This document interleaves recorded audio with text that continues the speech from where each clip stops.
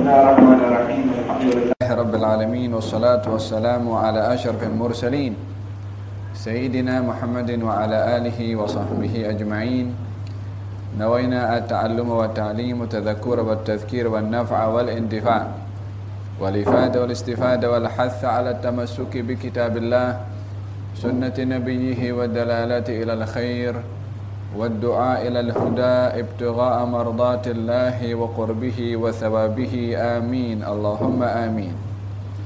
Al-Imam Al-Bukhari rahimahullah meletakkan hadis ini dengan tajuk bila mana seseorang berada dalam keadaan Islam yang bukan hakikat, seakan-akan memberikan isyarat kepada kita Islam itu mempunyai hakikat dan ada Islam seseorang yang tidak sampai kepada hakikatnya. Tajuk ini adalah mengisyaratkan tentang seseorang supaya mengoreksi diri, bermuhasabah tentang sifat atau pengakuannya sebagai seorang muslim. Adakah muslim hakiki atau bukan? Apakah yang dimaksudkan dengan muslim hakiki dan apakah muslim yang tidak hakiki? Tajuk ini adalah sebagai pembuka kepada jawaban yang menjadi soalan tentang seseorang yang mempunyai atau sebagai seorang muslim hakiki atau Islamnya hakiki atau tidak, dan apakah itu Islam hakiki. Daripada Sa'ad bin Abi Waqqas radhiyallahu anhu, salah seorang sahabat Nabi yang awal memeluk kepada agama Islam. Ya, di antara mereka golongan orang-orang pertama memeluk kepada agama Islam adalah Sa'ad bin Abi Waqqas. Beliau adalah seorang pemanah yang jitu. Beliau adalah seorang pertama yang mengangkat panahnya di jalan Allah atau jihad di jalan Allah Subhanahu wa taala. Dan beliau juga adalah merupakan seseorang yang dibanggakan oleh Nabi Muhammad sallallahu alaihi wasallam sebagai seorang pemanah, dengan Nabi bersumpah menyebutkan nama kedua ibu bapanya. Irmi ya Sa'du fidaka abi wa ummi. Panahlah wahai Sa'ad, ku korbankan untuk perbuatan kamu memanah itu ayahku dan ibuku. Kalimat ini adalah sebagai satu sanjungan kepada seseorang akan dipergunakan kalimat yang sedemikian, fidaka abi wa ummi, yakni ku korbankan ayahku dan ibuku. Maknanya bukan secara literasi, akan tetapi maksud yang tersimpan dalam kata-kata itu adalah memuliakan kepada seseorang yang sehingga kemuliaannya itu ayah dan ibunya akan dikorbankan untuk orang yang nak dimuliakan. Sampai sedemikian pujian Rasulullah sallallahu alaihi wasallam kepada Sayyidina Sa'ad ibn Abi Waqqas. Kalau memanah dengan cepatnya dan juga tepat bila mana memanah. Sa'ad bin Abi Waqqas adalah seorang yang dikenal dengan kesetiaannya dalam setiap peperangan bersama dengan Nabi Muhammad sallallahu alaihi wasallam, dan beliau meninggal dunia pada tahun awal 30-an daripada hijrahnya Nabi Muhammad sallallahu alaihi wasallam, dan usianya ketika memeluk kepada agama Islam 17 tahun. yakni lebih boleh dikira umurnya 17 tahun, hijrahnya Nabi 10 tahun, 27 tahun, kemudian tambah 13 tahun, 30, 40, lebih kurang meninggal hampir umur 70-80 tahun, meninggal dunia pada khilafah Sayyidina Uthman ibn Affan.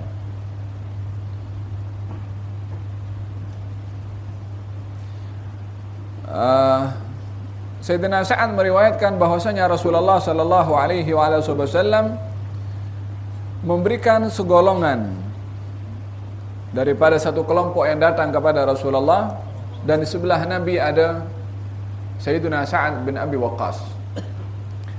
Golongan yang diberikan pemberian itu oleh baginda Rasulullah adalah golongan mu'allaf, seseorang yang berjinak-jinak kepada agama Islam, seseorang yang mempunyai keutamaan untuk ditawan hatinya dengan harta agar supaya boleh berkekalan di dalam agama Islam, disebabkan oleh kerana cabaran kemiskinan itu adalah boleh menyebabkan seseorang menjual agamanya. Lebih-lebih lagi bila mana seseorang itu adalah berada dalam tahap awal untuk mengenali kepada agama Islam. Idzan kemiskinan itu yang merupakan cabaran, sebagaimana saya katakan, kepada keimanan seseorang yang boleh menjual agamanya untuk mendapatkan habuan daripada keduniaan, maka syariah menetapkan satu peruntukan melalui zakat untuk diberikan kepada muallaf, yang berapa ramai daripada peristiwa yang terjadi di zaman Rasulullah sallallahu alaihi wasallam daripada pemberian harta zakat dan harta yang banyak diberikan oleh baginda Rasulullah kepada orang yang muallaf, menjadi sebab kepada dirinya dan orang kampungnya memeluk kepada agama Islam. Safwan ibn Umayyah, salah seorang pembesar Quraisy, muallaf, diberikan harta oleh Nabi berupa kambing 100 atau berapa ratus ekor kambing, walaupun dirinya berada, agar supaya, karena ini orang yang agamanya pada hartanya,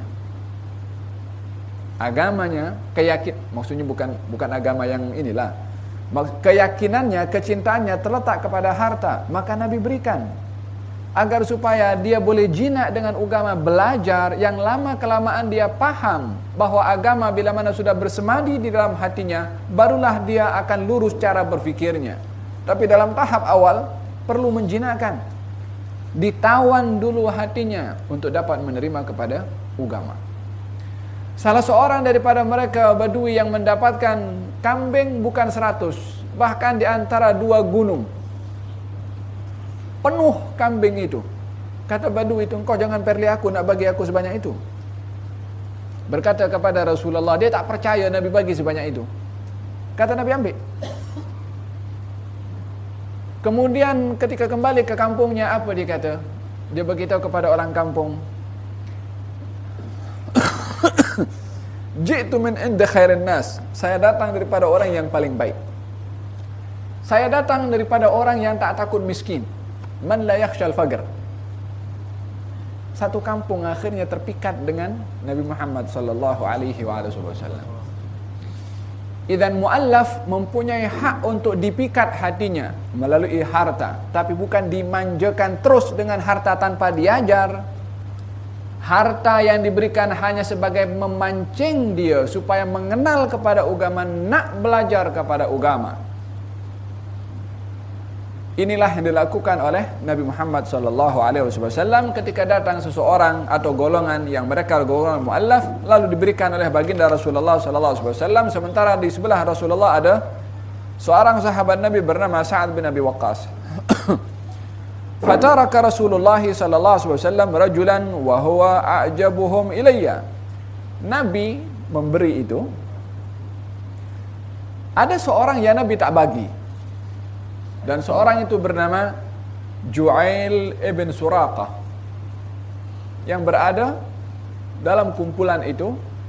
Nabi bagi satu demi satu, sampai kepada giliran Ju'ail, Nabi tak beri.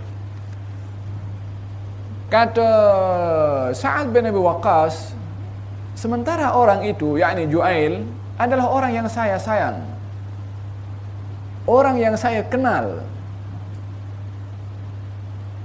yakni kenal keimanannya, kenal secara baik.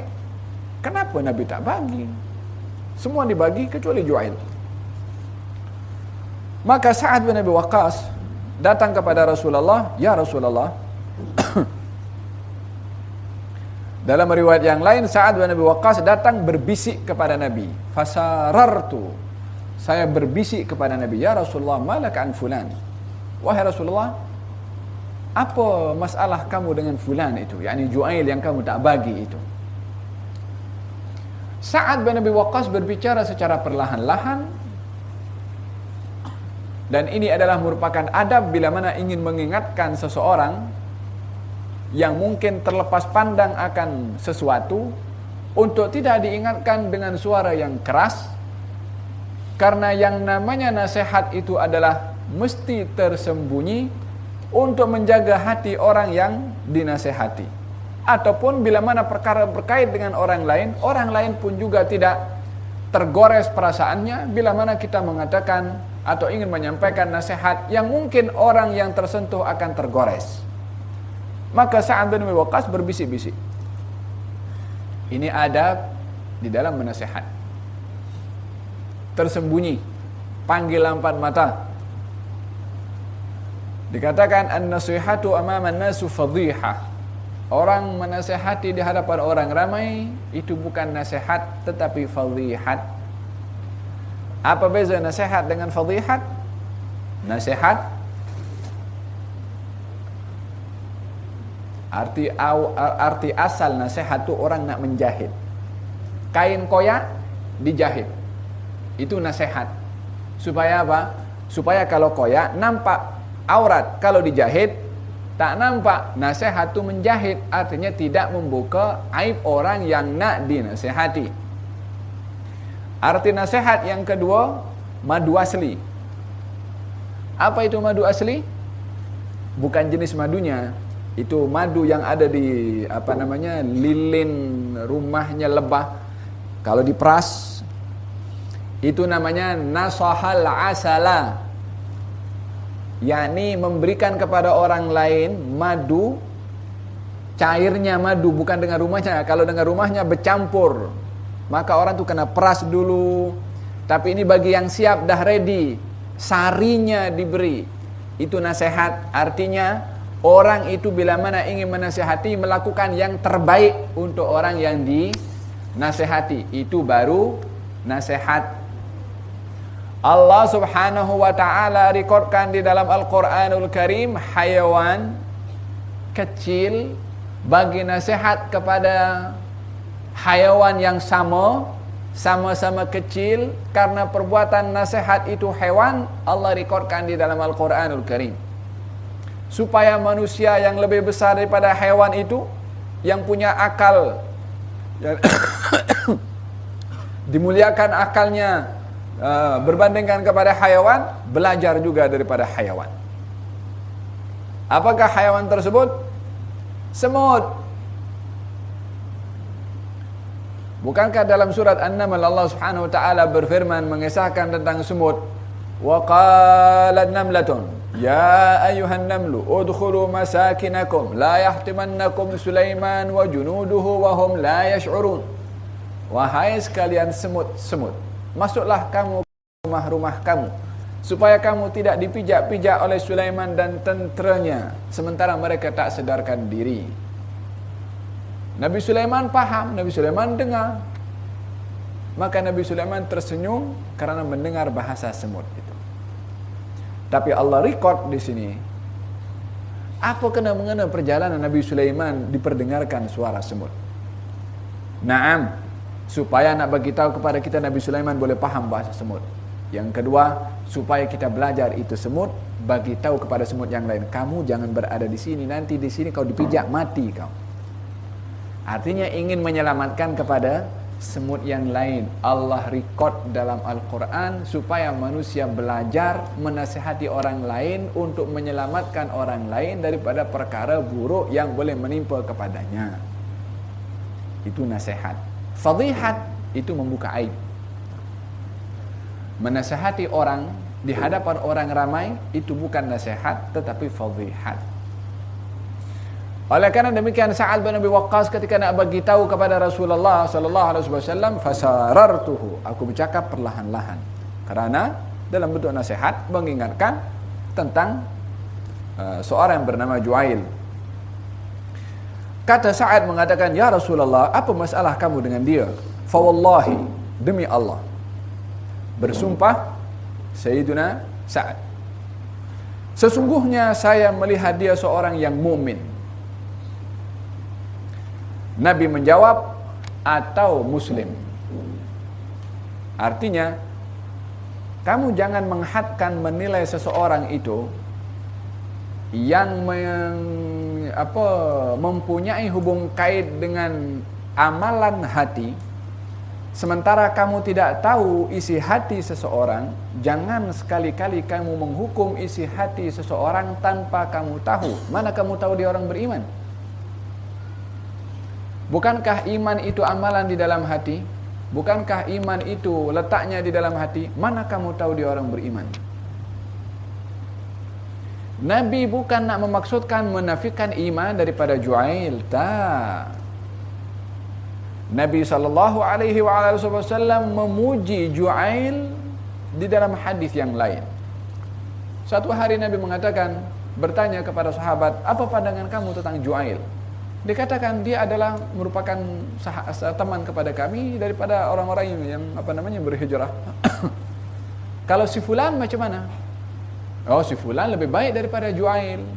Kata Nabi, itu Ju'ail 1000 kali atau lebih baik daripada si fulan yang kamu kata lebih baik daripada Ju'ail, melebihi daripada apa saja. Nabi mengatakan, menafikan, menegur kepada Sa'ad bin Abi Waqqas ketika menghukum seseorang dengan iman, sementara iman itu amal perbuatan hati dan hati itu hanya diketahui oleh Allah. Nabi tegur, jangan sekali-kali menghukum seseorang apa yang tersimpan di dalam hatinya. Oleh karena demikian, ketika dikatakan, "Demi Allah, sesungguhnya aku tahu dia seorang beriman," Nabi mengatakan, "atau muslim." Apa yang membezakan antara muslim dengan mumin? Inilah yang membezakan antara Islam hakiki dan Islam bukan hakiki. Tajuk ini dikatakan bab bila mana seseorang atau Islam seseorang itu bukan dalam hakikatnya. Yakni apakah Islam hakikat? Islam hakikat adalah iman. Apakah iman itu? Iman adalah Islam hakikat. Lalu apakah Islam yang tidak hakikat? Yani Islam sahaja apa yang dinampak oleh seseorang dari perbuatan zahirnya, kalau dia melakukan perbuatan-perbuatan yang identik dengan kriteria Islam, maka dia orang Islam. Apakah itu iman? Bila mana dinampak daripada Islamnya itu melalui amalan khususnya yang terdapat di dalam hatinya, baru dia beriman. Dalam hal ini bukan salah kita mengatakan diri kita beriman. Bukan salah seseorang menghukum orang lain dengan seorang yang beriman. Tidak salah. Bukan itu maksud Nabi nak menyalahkan orang mengatakan dia orang beriman. Tidak.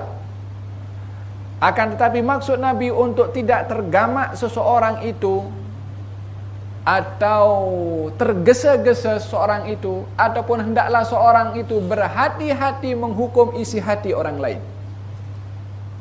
Itu maksud Nabi ketika berkata kepada Sa'ad atau muslim. Sa'ad kata dia orang beriman. Nabi kata katakanlah beriman atau muslim, mukmin atau muslim. Sebab kamu tak tahu lagi dia. Adakah kamu dah uji iman yang kamu nak kata kepada orang itu seorang beriman? Adakah kamu dah uji dia seorang yang beriman? Bukankah iman itu bukan hanya berada di mulut, melainkan mesti ditunjukkan melalui perbuatan setelah orang itu diduga? Ahasiban nasu an yutraku ay yaqulu amanna wa hum la yuftanun wa laqad fatanna alladhina min qablihim fala ya'lamanna Allahu alladhina sadaqu wa la ya'lamanna al-kadhibin. Dalam surat Al-Ankabut Allah berfirman, ahasiban nas, adakah ramai manusia menyangka ayyaqulu, dia itu hanya boleh bercakap, berkata amanna, kami beriman, wahum la yuftanun, sementara mereka tidak diduga. Adakah mereka menyangka demikian? Sesungguhnya iman bukan hanya kata-kata. Iman itu adalah dugaan untuk diuji kepada seseorang benar atau tidak imannya. Bukan hanya perkataan. Walaqad fatanna alladhina min qablihim, sesungguhnya kami Allah telah menduga umat-umat sebelum kamu yang mendakwa dengan kata-kata mereka beriman. Wala ya'lamannallahu alladhina sadaqu, demi agar supaya Allah tahu siapa di antara mereka setelah diduga diuji imannya, siapa di antara mereka yang betul-betul beriman. Wala ya'lamannal kadhibin, dan nak tahu juga siapa yang dusta di dalam imannya. Idzan iman itu identik dengan dugaan. Tak ada seorang beriman yang tak diduga. Bila mana datang dugaan kepada kita adalah pertama yang kita mesti lihat kepada dugaan ini, sejauh mana saya benar mengaku beriman ketika dihadapkan dengan dugaan. Carilah realiti iman bila mana kita diduga. Tetapi jangan melihat kepada besarnya dugaan sehingga kita lupa untuk menguji keimanan kita. Walihada baginda Rasulullah ketika menegur kepada kaum wanita yang diduga dengan kematian suaminya, yang memukul-mukul kepada mukanya, berguling-guling di atas tanah, laisa minna man latamal khudud, bukan golongan kami orang yang beriman, man latamal khudud, yang pukul-pukul kepada mukanya, wasyaggal juyub, atau mengkoyak-koyak bajunya. Apa sebab? Bukan pasal pukul muka, bukan pasal dia koyak baju. Koyak baju boleh jahit. Pukul muka pun belum tentu sampai pukul dengan kuat, mungkin begini saja. Tapi yang dimaksudkan oleh Nabi perasaan tidak ridha dengan dugaan dan musibah yang itu menguji kepada keimanannya, maka Nabi mengatakan laisa minna, bukan golongan kami, yakni golongan orang yang beriman, yakni tidak benar pengakuan imannya. Man latawal khududa wa syaggal juyub. Wa hakadha, iman adalah mesti identik dengan dugaan. Dugaan itu dalam bentuk amal, taat. Dugaan juga dalam bentuk amal, meninggalkan maksiat. Dugaan juga dalam bentuk musibah untuk menguji kita punya kesabaran. Itu semua adalah dugaan. Dugaan bukan hanya musibah saja. Dugaan taat itu dugaan. Dugaan meninggalkan maksiat juga dugaan. Dugaan musibah juga dugaan. Idzan seorang yang beriman itu adalah akan dicabar dengan 3 jenis dugaan tadi. Taat, meninggalkan maksiat, dan juga dengan musibah. Tak seorang pun akan luput daripada 3 perkara ini. Walanabluwannakum bisyai'im minal khawfi wal ju'i wa naqsim minal amwali wal anfusi wath thamarat wa basyiris sabirin alladzina idza asabatuhum musibatun qalu inna lillahi wa inna ilaihi raji'un. Kami pasti Allah akan duga kepada mereka orang yang beriman bil khauf, dengan perasaan takut, wal ju', perasaan lapar, miskin, wa naqsim minal amwal, kurang dalam harta, wal anfus, nyawa, wath thamarat, dan juga rezeki berupa tanaman, wa syirus sabirin, beri kabar gembira kepada orang yang sabar ketika diduga dengan dugaan tadi, yaitu mereka yang bila mana diduga mengatakan adalah inna lillahi wa inna ilaihi raji'un ulaika alaihim salawatu min rabbihim wa rahmah.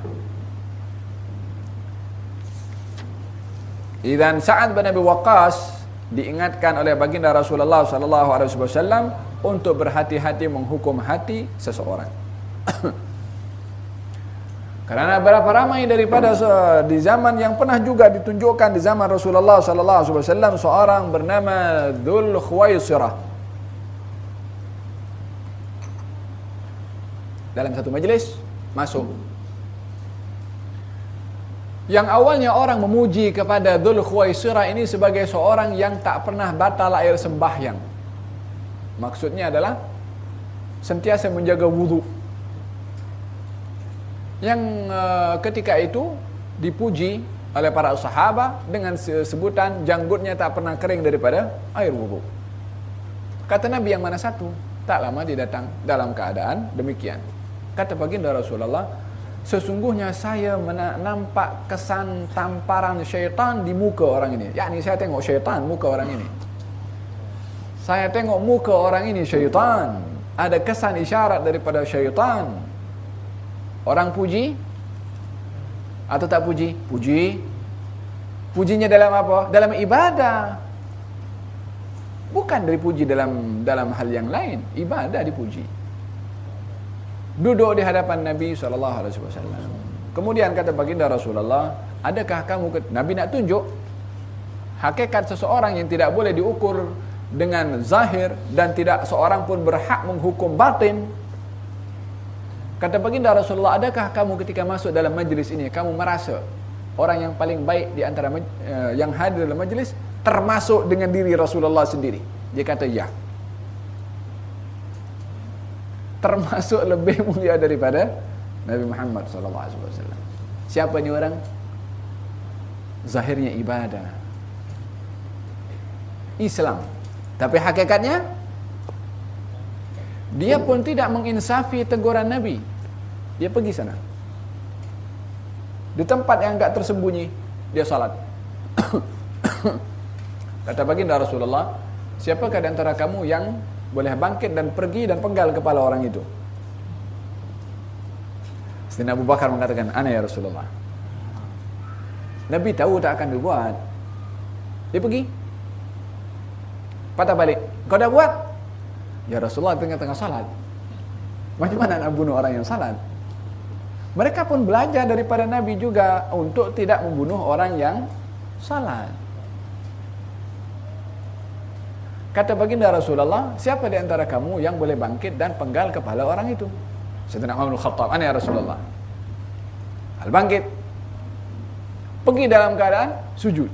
Patah balik, ya Rasulullah, dia sujud, macam mana nak bunuh? Gal kata baginda Rasulullah, siapa lagi nak bangkit nak penggal kepala orang itu?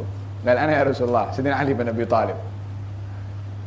Bangkit Sayyidina Ali bin Abi Thalib, orang itu dah tak ada dah. Tak tahu dia kasih habis dia punya salat atau dia dengar Ali bin Abi Thalib pergi sana. Ali bin Abi Thalib tak banyak cakap. Disuruh dalam keadaan apapun yang akan dibuat. Karena datangnya suruhan daripada Rasulullah sallallahu alaihi wasallam. Gal satu hari baginda Rasulullah suruh Sayyidina Ali dengan seorang sahabat pergi kejar itu satu orang wanita Badawiyah membawa surat. Yang surat itu mengandungi berita tentang rancangan Nabi untuk memasuki kota Mekah.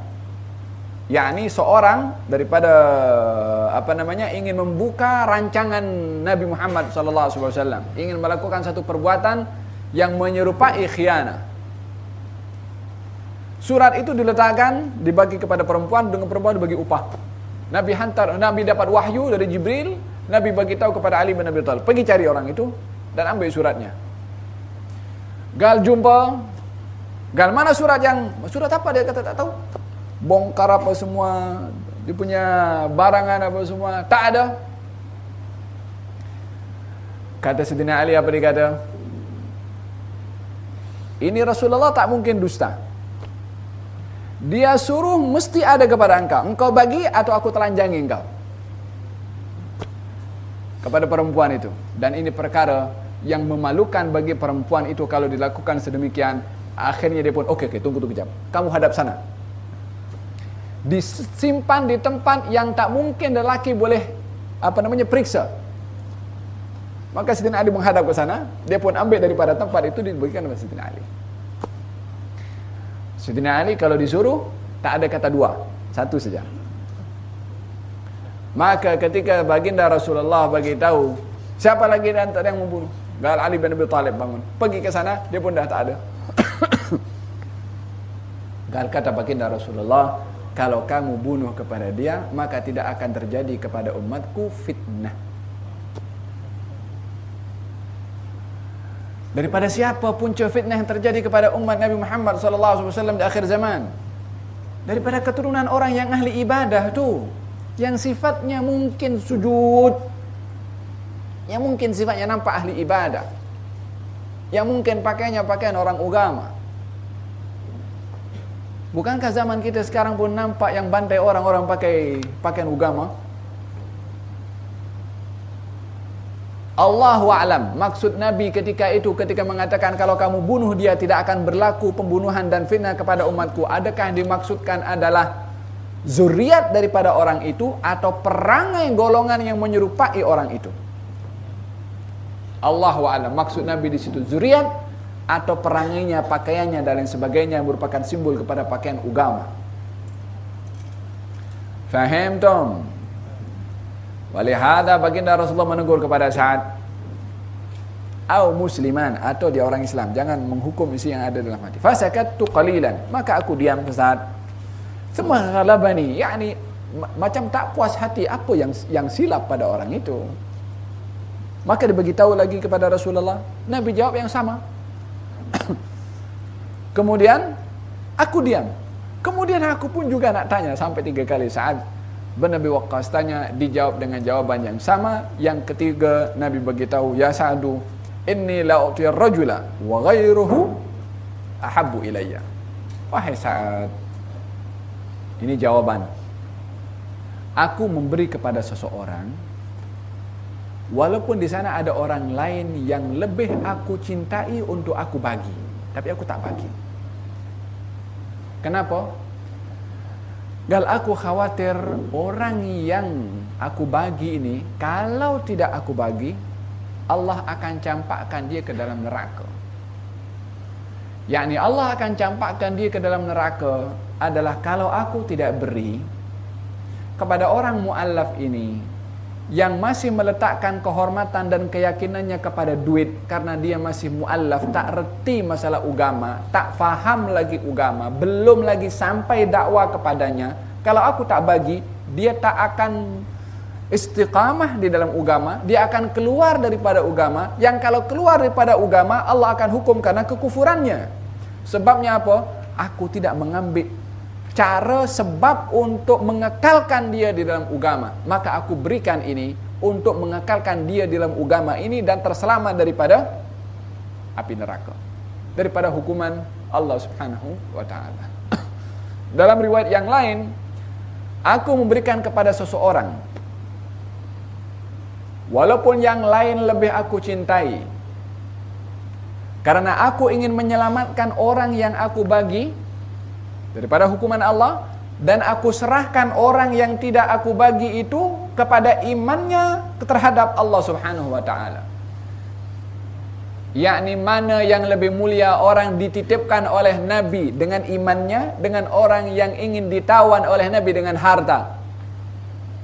Tentunya orang yang dijaga dengan imannya lebih mulia berbandingkan orang yang nak ditawan imannya dengan harta. Yakni aku serahkan orang itu kepada Allah, Allah bagi dia iman. Imannya yang akan bercakap dengan Allah Subhanahu wa ta'ala terhadap kejadian, sikap apapun juga yang dihadapi oleh orang yang beriman. Orang yang beriman akan menghadapi dengan kacamata iman. Tidak ada dalam bahasa orang beriman adalah perkara semuanya adalah buruk. Tak. Yang buruk boleh jadi baik, yang pahit boleh jadi manis, musibah boleh menjadi nikmat bagi mereka orang yang beriman kepada Allah Subhanahu wa ta'ala. Belajarlah memandang sesuatu dengan kacamata iman. Akan indah kehidupan walaupun problematika sejuta macam jenis, tetap akan kita mendapatkannya sebagai sebab untuk melatih diri merasai manisnya iman. Faham tu? Maka dalam hal ini baginda Rasul tidak bagi disebabkan oleh kerana apa? Aku titipkan dia dengan imannya. Dan Nabi tidak menitipkan seseorang kepada imannya, melainkan Nabi yakin akan keimanan orang itu boleh menjaga. Artinya apa? Tidak iri hati. Tidak ada perasaan, kenapa aku tak dibagi? Apa silap pada aku? Engkau tak bagi aku, baik aku tak beriman kepada engkau. Tak akan bersikap demikian. Sebab Nabi tahu kepada imannya Ju'ail ataupun sesiapa sahaja yang tidak diberi, bila mana Nabi mendahulukan kepada yang lain. Dan dalam hal ini tajuk yang diletakkan oleh Imam Al-Bukhari adalah menyentuh tentang masalah seseorang yang Islamnya tidak hakiki. Yani Imam Al-Bukhari mengatakan bahwasanya Islam hakiki adalah iman, iman adalah Islam hakiki. Seseorang yang dia